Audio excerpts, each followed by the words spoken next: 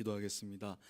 사랑하는 하나님 아버지, 한 주 동안 잘 지내게 하시고 오늘 금요 예배 저희를 예배 가운데 불러주셔서 감사합니다. 또 하나님 우리의 찬양을 받아주시니 감사합니다. 이제 하나님 말씀으로 우리 하나님이 어떤 분이신지를 또 배우고 우리 마음에 위로를 얻고 도전 얻기를 원합니다.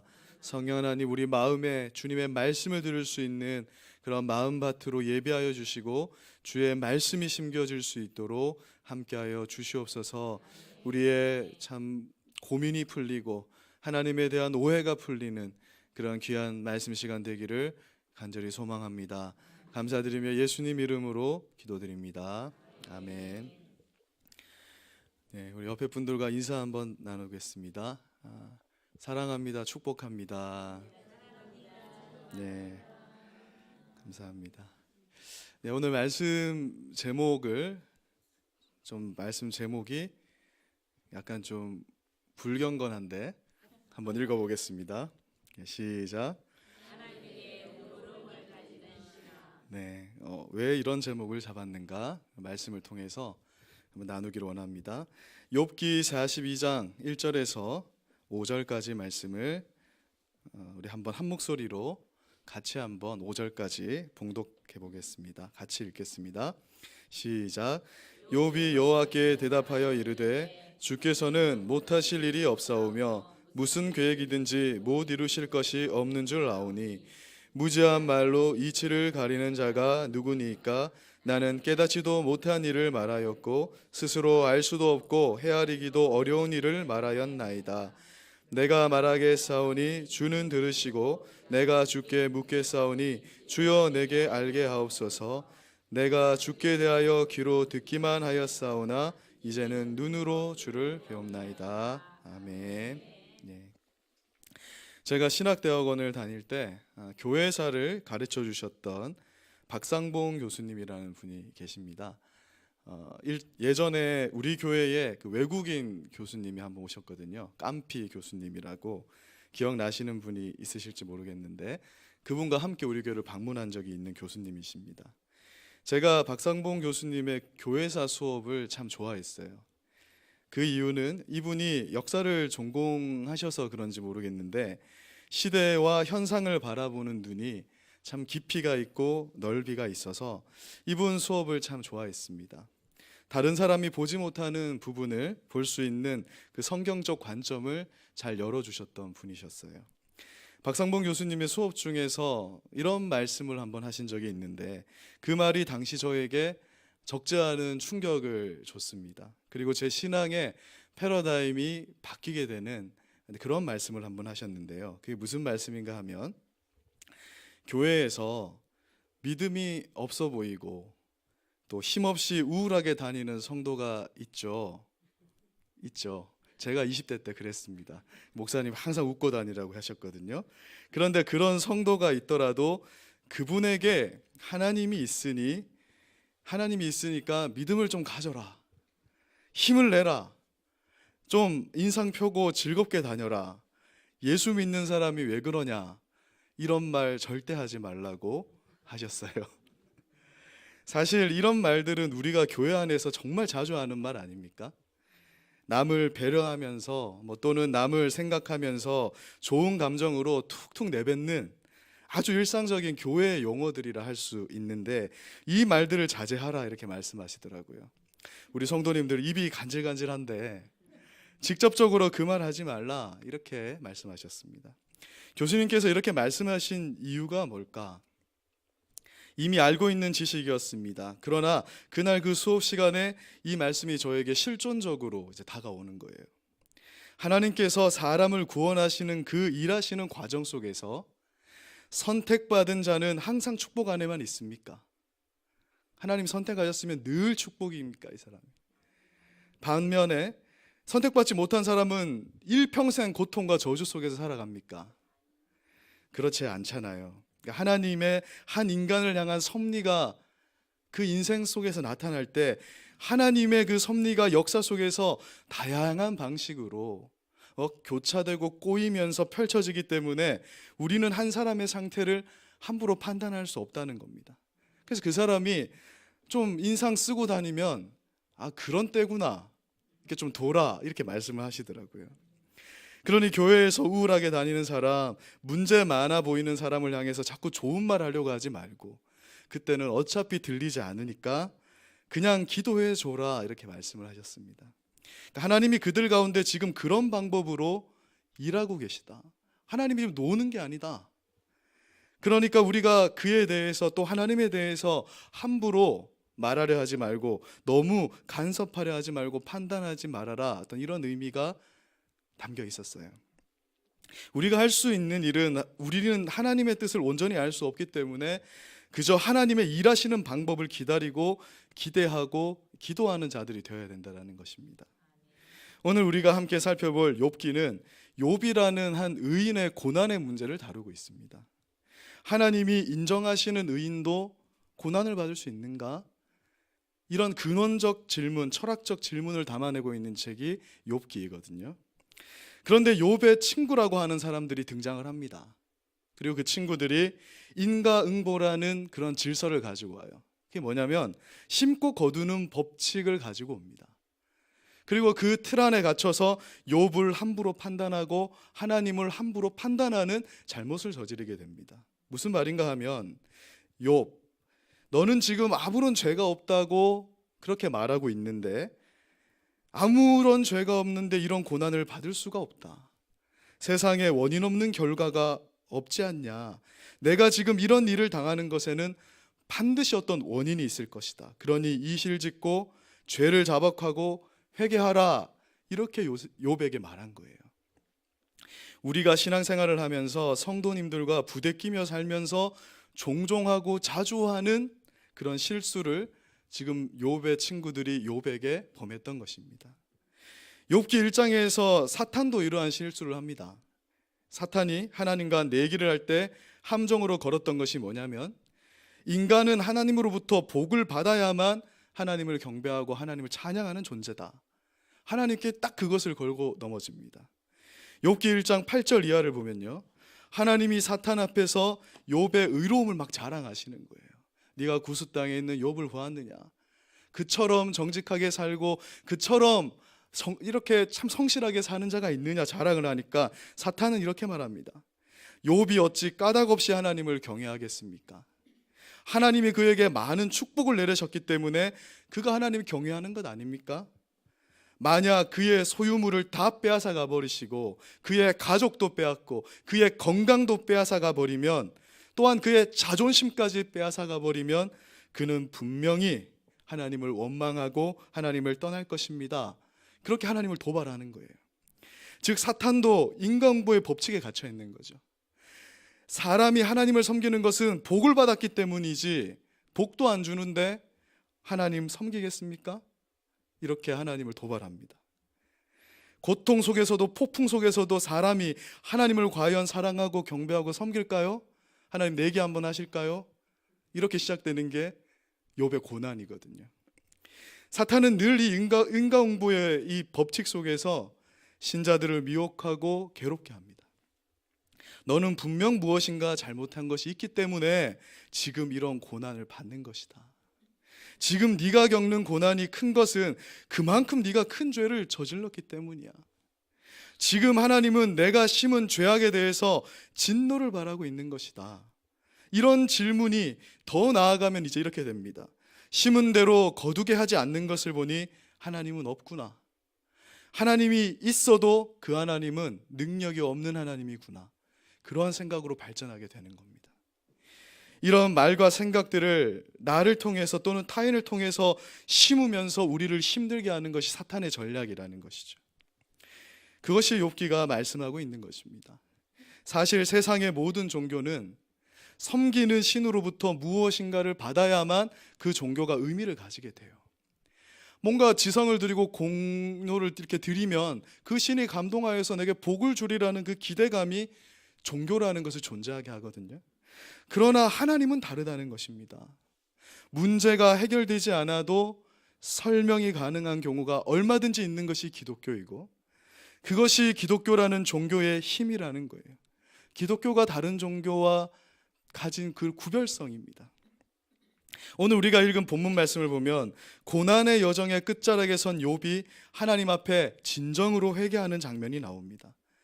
그런데 우리는 지금 이 욥이 어떤 과정을 거쳐서 이 고백을 이끌어 나오게 되었는가에 대해서 주목해 봐야 돼요. 욥기 3장에서부터의 욥은 1장과 2장의 욥과는 완전히 다른 사람처럼 보여집니다. 욥기 1장과 2장에서의 욥은 그야말로 인간의 차원을 뛰어넘은 그런 어떤 모습을 보여주고 있거든요. 욥기 2장 10절을 보니 모든 재산을 하루아침에 잃었고 지금 자녀들도 하루아침에 죽게 됩니다. 그리고 자신은 극심한 피부병에 걸려서 복복 피부를 긁어대며 피고름을 짜내고 있는데 그걸 바라보면서 아내는 이렇게 얘기하는 거예요. 차라리 하나님 욕하고 자살해라. 뭐 하려고 사냐? 너 이렇게 살지 말고 죽어라라는 말을 아내에게 듣게 돼요. 그 말을 듣고 나서 곧바로 욥은 이렇게 고백합니다. 우리 2장 10절 말씀 같이 한번 읽어보겠습니다. 시작.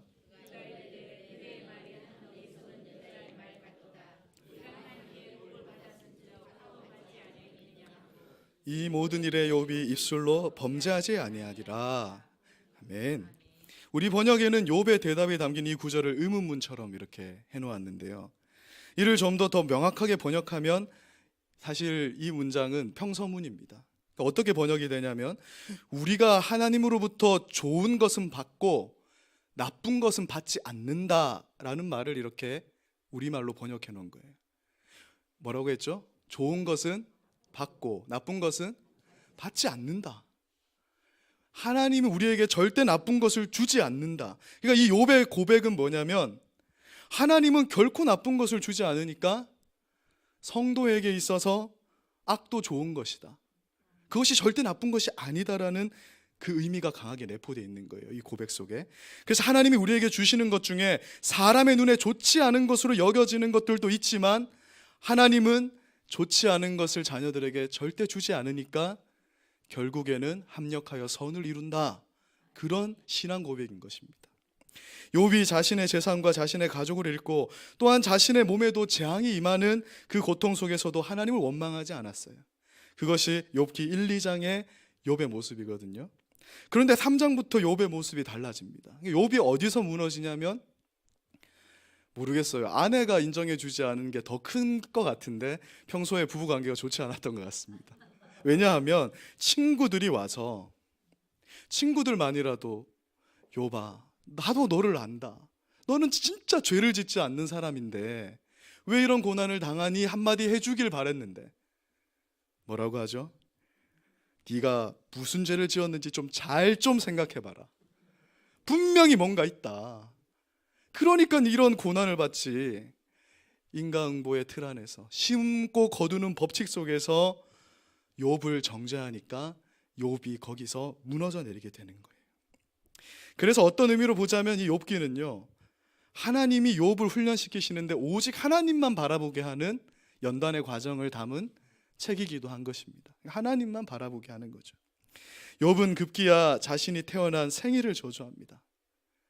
차라리 이런 삶을 사는 것이라면 죽는 것이 낫다는 것이죠. 많은 사람들이 이런 경험을 합니다. 차라리 태어나지 않는 게 좋지 않았는가? 차라리 죽는 것이 낫지 않는가? 그리고 욥은 고난이라는 폭풍 속에서 끊임없이 하나님께 이런 질문을 쏟아내기 시작합니다. 3장부터. 하나님, 제가 받고 있는 이 고난의 이유가 무엇입니까? 제가 받고 있는 이 고난에도 의미가 있습니까? 지금 저 사람들의 말하는 것처럼 정말 제가 하나님께 내가 모르는 뭔가 잘못이 있어서 하나님 저에게 이처럼 고난을 주시는 것입니까? 그리고 하나님께 이렇게 항변합니다. 저는 아무리 생각해도 저의 죄악이 뭔지 모르겠습니다. 그렇게 하나님 앞에 항변하는 거예요. 성도 여러분, 우리도 신앙생활 가운데 이렇게 하나님 앞에 설 때가 있지 않습니까? 나는 도무지 이 고난의 원인을 알지 못하겠으니 하나님이 지금 뭔가 잘못하고 있는 것입니다. 하나님이 이렇게 하면 안 되잖아요. 하나님이 좀 하나님다우셔야지 하면서 소리쳐요. 너무 우리는 일상적으로 사실 듣습니다. 이걸 하나님이 좀 하나님 같아야지. 하나님이 후 하고 불면 날아가 버릴 그런 먼지와 같은 인간이 마치 세상의 이치를 다 아는 것처럼 하나님 앞에 대들고 있는 모습이 욥의 모습입니다. 성경에 보면 욥의 이 고민을 주제로 해서요, 하나님과 호박국을 먹으면서 열심히 싸운 선지자가 있습니다. 누굴까요? 하박국입니다. 그러니까 하박국은 어떻게 외우시면 되냐면, 호박국 먹고 하나님과 열심히 싸운 사람이 하박국이에요. 무슨 국이 그런 국이 있는가 이렇게 말씀하시는 분도 있더라고요. 하박국은 당시 악의 축이라고 할 수 있는 바벨론, 그러니까 정말 악한 이 나라거든요. 그 나라가 어떻게 하나님이 선택한 유다를 침범할 수 있느냐라고 하나님한테 대듭니다. 그러면서 하나님께 다가오는 그 바벨론의 군사들을 보면서 이렇게 항변합니다. 하박국 1장 2절을 한번 읽어보겠습니다. 시작. 여호와여, 내가 부르짖어도 주께서 듣지 아니하시니 어느 때까지리이까? 내가 강포로 말미암아 외쳐도 주께서 구원하지 아니하시나이다. 지금 하박국의 이 질문의 요지는요, 하나님께서 지금 우주를 통치하시는데 그 통치가 지금 옳습니까? 이렇게 질문하는 거예요. 악인이 저렇게 성행하는 것이 지금 옳은 일입니까? 바벨론이 하나님의 백성을 침략하는 것이 과연 올바른 일입니까? 하나님 지금 통치를 영 잘못하고 있습니다. 이렇게 하시면 안 됩니다. 이렇게 하나님 앞에 기도하는 거예요. 내가 그렇게 기도를 모르겠어요. 금식하고 철야하고 했는지 모르겠는데 그 정도 했는데 왜 몰려옵니까? 이렇게 대답하는 거예요. 이렇게 질문하는 거예요. 그런데 우리도 심심찮게 툭툭 하나님께 이런 항변을 습관처럼 내뱉습니다. 하나님, 예수 잘 믿는 제가 왜 이런 일을 겪어야 됩니까? 저 사람은 나보다 교회에 헌신도 적게 하고 청소도 안 하고 11조도 적게 하고, 저 사람 나보다 분명히 믿음도 적은데 왜 저 사람이 나보다 더 잘 삽니까? 화나 죽겠네. 분노가 일어납니다. 하나님 진짜 짜증이 납니다. 하나님을 믿긴 믿겠는데 도대체 왜 이러십니까? 하나님 아무리 생각해도 지금 내가 옳고 하나님 지금 잘못됐어요. 여러분, 이것이 욥의 질문이고 하박국의 질문인데요, 하박국의 이 신정론적인 질문, 이 신정론이라는 하나님이 이 다스리는 그런 어떤 법칙, 그것에 대해서 질문을 하면서, 질문에 대해서 하나님 이렇게 대답합니다. 우리 하박국 2장 4절 말씀 읽어보겠습니다. 시작.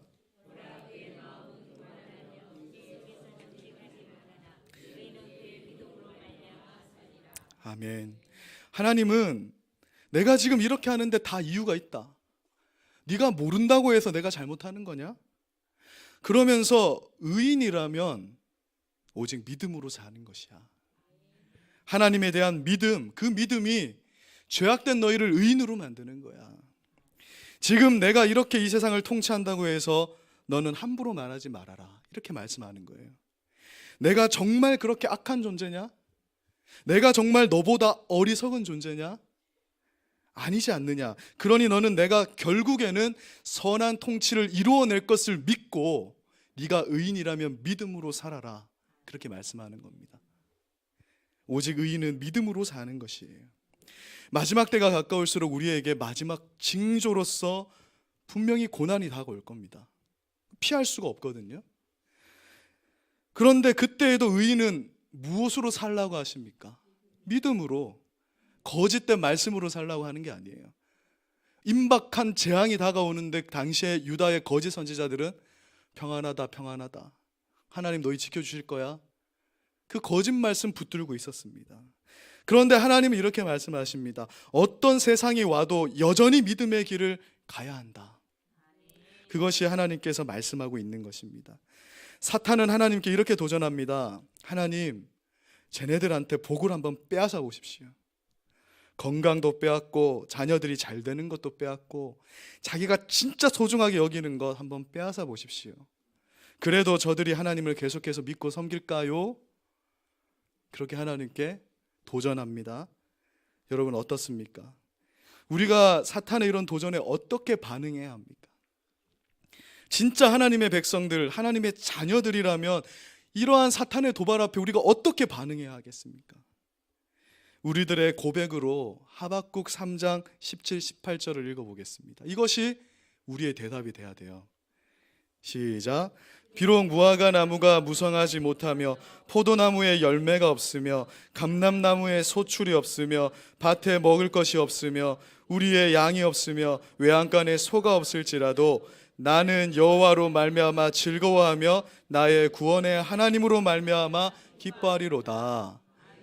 사탄이 아무리 내게서 내 가장 소중한 것 다 빼앗아가고 건강도 뺏어가고, 여러분 사탄이 할 수 있는 것은 최종적인 게 죽음이거든요. 인간에게서 뺏어갈 수 있는 가장 최종적인 것.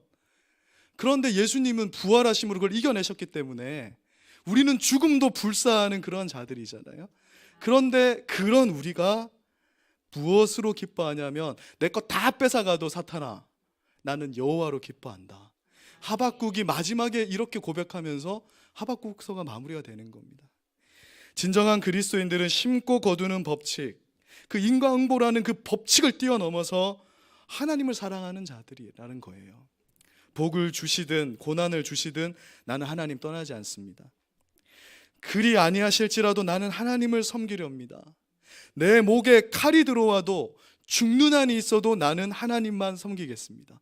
그래서 진정한 그리스도인은 뭐 적군이, 이상한 사람이 와서 목에 칼을 들이대면서 너 예수 안 믿는다라고 하면 나 죽여버릴 거야. 근데 그리스도인은 죽여라. 그게 우리 그리스도인의 정체성이라는 거예요. 믿음의 선배들은 다 그러한 신앙을 살아왔다. 그러니 하나님이 하박국에게 말씀합니다.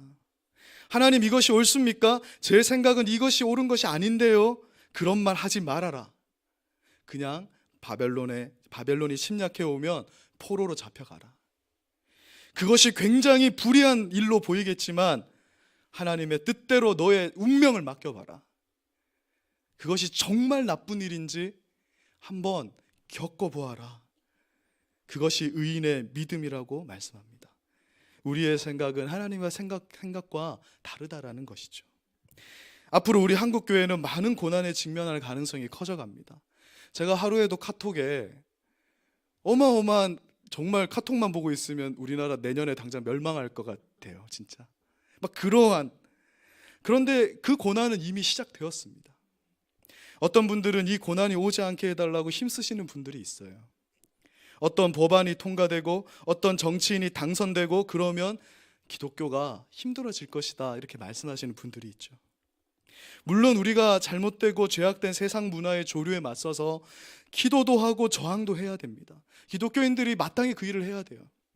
그런데 여러분, 성경은 예수님 오실 때가 가까이 오면 분명 예수 믿기 힘든 고난이 많아지고 잦아지게 될 것이라고 말씀하고 있잖아요.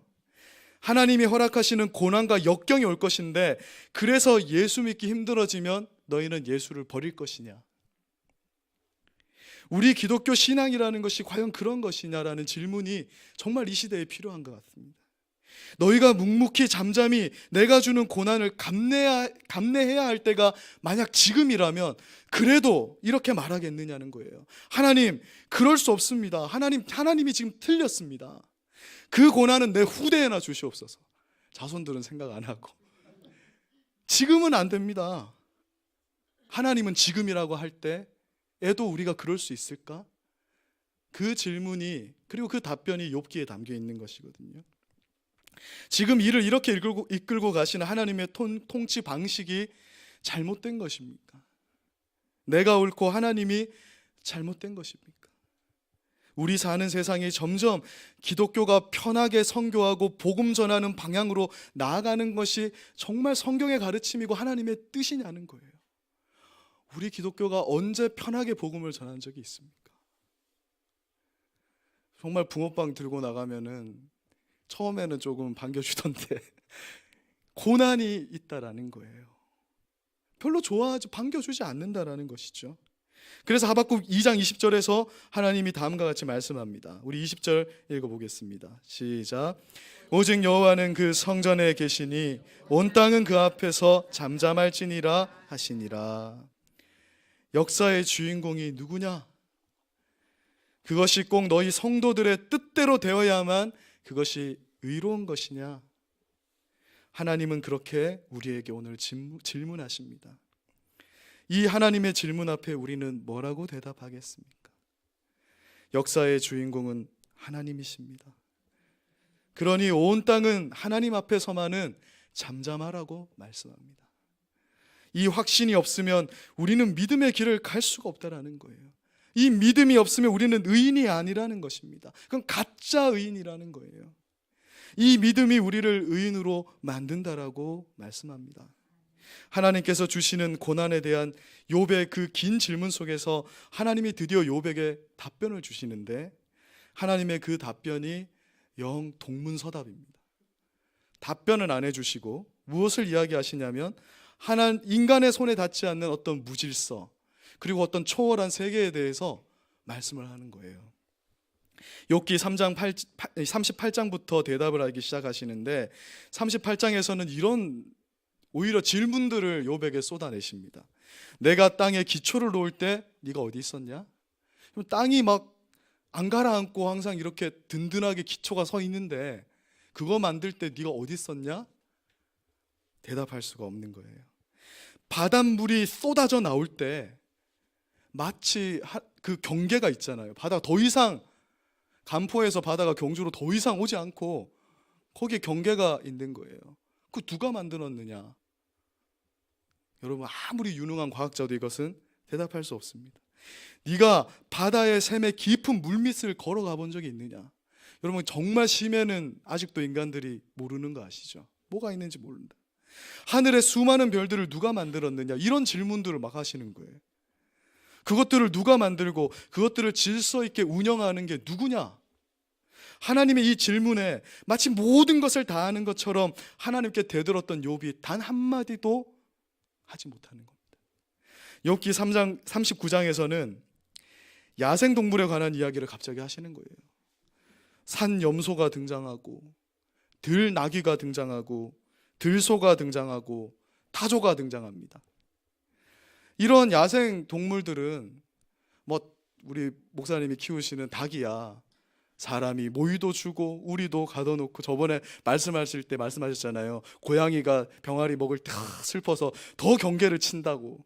그러니까 저 가축은 사람이 저 돌보는데 그래서 살아가는데, 도대체 타조 같은 것들, 악어, 타조 이런 건 누가 기르고 누가 그것을 질서 속에서 새끼를 치고 번성하게 하고 존재하게 하느냐고 하나님이 물어보는 거예요. 야생동물은 인간들 너희가 신경 쓸 필요도 없는데, 길들일 필요도 없는데 하나님이 돌보시지 않느냐? 이렇게 물어보니까 욥은 한마디도 대답을 못하는 거죠. 욥이 내게 주시는 고난을 나는 도무지 이해할 수 없습니다라고 그렇게 질문했을 때, 하나님은 너희 사람의 손이 닿지 않고 닿을 수도 없는 그 광활한 세계의 질서를 질서 있게 보호하고 통치하고 계신 분이 누구냐고 하나님은 되려 질문하는 겁니다.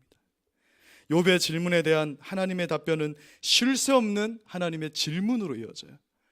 그래서 우리 기독교 신앙이 어려운 거예요. 하나님 자꾸 답을 안 주고 자꾸 질문을 줍니다. 그런 거 같잖아요, 맞죠? 자꾸 질문을 주니까 답답할 때가 있죠. 그러면서 하나님 이렇게 말씀합니다. 욥기 38장 2절 읽어보겠습니다. 시작. 무지한 말로 생각을 어둡게 하는 자가 누구냐? 이게 거꾸로 말하면 뭘까요? 잠잠하라. 입을 악쳐라. 다물라가 좋겠다. 맞죠? 입을 다물라. 욥기 40장 2절도 읽어보겠습니다. 시작. 트집 잡는 자가 전능자와 다투겠느냐? 하나님을 탓하는 자는 대답할지어다. 하나님 앞에 딱 다투어 기도하다 그러면 하나님이 이제 고요해질 때쯤에, 그래서 여러분 기도는 반드시 좀 고요한 시간을 가져야 돼요. 막 쏟고 그냥 가버리면 대답하려고 하는데 가면 안 돼요. 대답을 하실 때 하나님 지금 뭐라고 하냐면, 네가 지금 나랑 다투냐? 나를 탓하는 넌 누구냐? 그 말 듣고 회개하는 것이죠. 마치 자기가 세계를 운영하는 것처럼, 마치 모든 것을 다 아는 것처럼 하나님께 분수 없이 행동한 이 욥의 질문에 대해서 하나님께서는 답 대신 대답할 수 없는 질문들을 막 나열하시는 겁니다. 그리고 욥을 꾸짖는 거예요. 인간이 다 알고 다 통제하려는 그 인간의 근원적인 죄악성, 그것을 하나님 밝혀주시고 꾸짖고 있는 것입니다. 그리고 하나님 말씀합니다. 너희 인간이 다 알지 못하는 신비한 영역이 있다. 그러니까 너도 안심하고, 이해하지 못할 일이 있어도 좀 기다리고, 특히 다른 사람 보고 자꾸 네가 답변인 것처럼 말하지 좀 말아라, 이렇게 말하는 거예요. 내가 그 사람하고 지금 내가 노는 줄 아냐? 내가 우리 교회 성도 누구를 나는 그럼 놀고 있냐? 우리는 자꾸 그렇게 질문하거든요. 하나님 왜 자꾸 쉬고 계세요? 하나님 왜 놀고 계세요? 하나님 어디 계세요? 이러면 하나님 이렇게 답변하시는 거예요. 나 지금 일하고 있다. 네가 모른다고 내가 일 안 하냐? 이렇게 하시는 겁니다. 로이 쭉이라는 신학자가 이 욥기의 주제를 설명하면서 이렇게 멋진 말을 남겼더라고요. 인간은 충분한 설명이 없을 때조차 하나님을 신뢰할 수 있다. 설명되지 않아도 우리는 하나님을 신뢰할 수 있습니다. 충분한 설명이 없어도 하나님은 하나님이시기 때문에 믿을 수 있는 거예요. 오직 의인은 믿음으로 말미암아 살아가는 것입니다. 하나님의 질문으로 이루어진 대답이 이제 욥을 제자리로 가져다 놓습니다. 그 폭풍 가운데가 그 폭풍이 지나가고 나서 욥이 그 자리에서 다음과 같이 대답하는 거예요. 하나님, 나는 작습니다. 나는 아무것도 아닙니다. 그리고 회개합니다. 갑자기 웬 회개? 그렇게 잘못한 게 없다라고 떠들어대던 욥이 하나님 회개합니다. 여러분, 우리 기독교 신앙이에요. 나 죄 없어 하고 이렇게 신앙생활 시작합니다. 다들 죄인이라 생각하고 신앙생활 시작하는 사람 잘 없어요. 그런데 하나님과 함께 폭풍 속에서 지내다가 눈물, 콧물, 침물, 상수도 하수도 다 뽑아내면서 하나님 앞에 정말 회개하는 때가 오는데, 그때 이제 하나님이 답변을 들으시는 거죠. 우리의 사랑하는 여러분, 이제 오늘 말씀의 결론을 말씀드리겠습니다. 이제 이게 중요한 것입니다. 하나님은 의로운 통치를 하시면서도 우리에게 고난을 줄 수 있는 분이에요. 그런데 그 고난은 결코 우리 하나님의 자녀들에게 있어서는 악한 것이 아니라는 것입니다. 그것마저도 하나님은 선한 것이라는 거예요. 하나님은 우리에게 좋은 것만 주시는 분이라는 거예요. 하나님은 욥기를 통해서 세상이 꼭 내가 만든 그런 인간보의 법칙대로만 움직이는 것이 아니다라고 말합니다. 하나님의 영역에는 인간이 모순되게 여기고 이해할 수 없는 그런 신비의 영역이 있다. 너희가 이해할 수 없을지라도 하나님은 통치하시고 계시고 하나님의 질서가 그곳에 있다, 이렇게 말씀합니다. 그러므로 우리 신자들에게 오늘 말씀의 제목처럼 하나님을 좀 너그럽게 대하는 마음이 필요한 거예요. 하나님의 자유에 대한 그 너그러움, 하나님이 자유롭게 이 세상을 통치하고 또 어떤 한 인간을 하나님의 방법대로 지금 만들어가고 있는데 하나님을 좀 너그럽게 우리가 여겨보자. 정말 하나님을 그 통치해 나가시는 하나님, 자유롭게 그것을 통치해 나가실 때 우리가 너그럽게 사랑과 존경을 다해서 우리 하나님을 좀 대해보자. 그러면 정말 아름다운 일이 성도 간에 있을 것이라고 말씀합니다. 보응의 원리에 제한을 받는 그러한 하나님의 질서가 아니고 그것을 뛰어넘어 우리의 삶 가운데 신비롭게 역사하시고, 또한 우리 눈에 좋지 않은 것처럼 보이는 것마저도 궁극적으로는 다 선한 것이라는 믿음을 가지고 하나님을 좀 너그럽게 대해보자. 그것이 오늘 말씀의 결론입니다. 너그러움. 우리가 감히 하나님을 너그러워할 수 있는가? 너그러워하는 건 하나님이 우리에게 하는 것이지라고 생각할 수 있을 것입니다. 그러나 우리 또한 하나님을 너그럽게 받아들여야 할 때가 있는 것 같아요. 하나님의 그 자유, 하나님의 그 통치, 반드시 선을 이루시는데 그 과정은 인간이 감히 이해할 수 없을지라도 열린 마음을 가지고 하나님을 받아들이자. 그것이 오늘 말씀의 결론입니다. 오늘 기도를 마치시고는 저 하늘의 별을 한번 보시고 욥처럼 하늘에 한번 별을 꼭 보세요. 그러면서 우리 인간의 한계를 뛰어넘는 하나님의 신비의 영역을 보시면서 하나님과 한번 대화하시고 하나님에 대해서 넓은 마음, 너그러운 마음을 한번 가지시는 우리 성도님들 되시기를 주님의 이름으로 소망합니다. 오직 의인은 믿음으로 사는 자들입니다. 제가 기도하고 함께 기도하겠습니다. 사랑하는 하나님 아버지, 오늘 욥기 말씀을 통해서 우리에게 참 우리 인간들이 근원적으로 가질 수밖에 없는 그런 질문들, 하나님에 대한 오해, 또 우리 인간이 가진 그 죄악상을 살펴보게 하시니 감사합니다. 우리가 늘 습관처럼 말하는 것, 하나님이 잘못되었습니다. 지금 이렇게 하시는 것은 하나님이 잘못되었습니다. 우리가 그렇게 하나님 앞에 항변하고 대항하였던 것, 오늘 욥처럼 말씀 앞에서 회개함으로 나아가고 오직 의인은 믿음으로 사는 것이라 했사오니, 고난이 와도 역경이 와도 예수 때문에 정말 살기 힘든 그러한 순간이 와도, 그런 마지막 순간들이 우리에게 다가올지라도 나는 하나님 포기할 수 없습니다. 나는 하나님으로 살겠습니다. 나는 하나님으로 기뻐하겠습니다라는 고백이 우리 성도님들의 간절한 고백이 되기를 주님 간절히 소망합니다. 오늘 그렇게 우리 하나님과 대화하며 또 주님 주시는 기도 제목으로 기도할 때 우리의 기도를 통해서 하나님의 뜻을 이루시는 귀한 밤 되기를 간절히 소망합니다. 예수님 이름으로 기도드립니다. 아멘.